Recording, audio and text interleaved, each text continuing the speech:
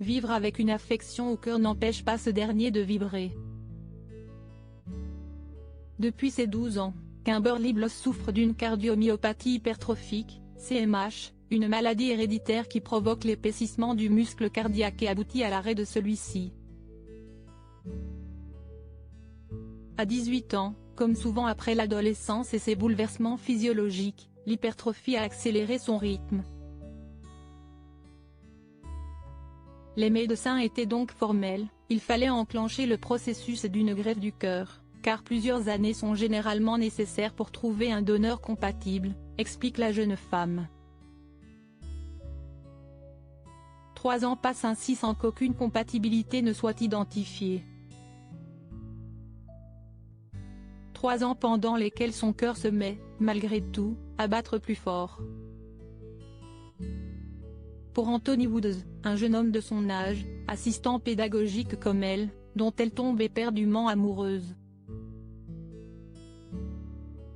Le couple se fiance le 10 octobre 2020 et fixe la date du mariage au 28 septembre 2021. Mais 4 jours avant les noces, un coup de téléphone va tout bouleverser. Je ne pouvais pas passer à côté de cette occasion rare de transplantation à l'autre bout du fil, CST l'hôpital de Cleveland. Un cœur est disponible, et Kimberly est compatible. Problème, l'opération doit impérativement avoir lieu. Le 28 septembre, jour du mariage. Je ne pouvais pas passer à côté de cette occasion rare de transplantation. Mais nous ne voulions pas attendre après la greffe pour nous marier, explique l'américaine de 21 ans.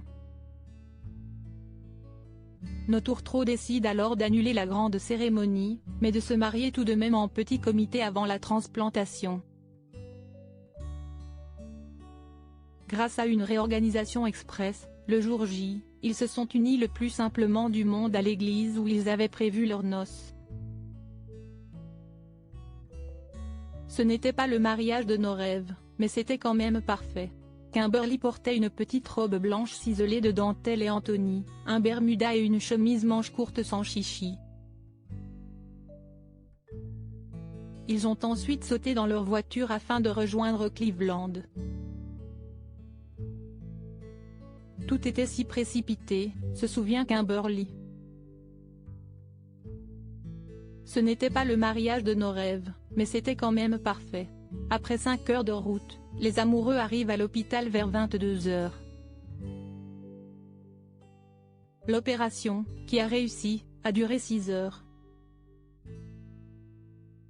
Après 2 semaines d'hospitalisation, ils sont revenus dans l'Indiana, où Kim poursuit sa réadaptation cardiaque avec l'aide de Tony afin d'être parfaitement en forme le 25 juin 2022, jour où le couple a finalement organisé la grande réception de mariage dont ils avaient rêvé.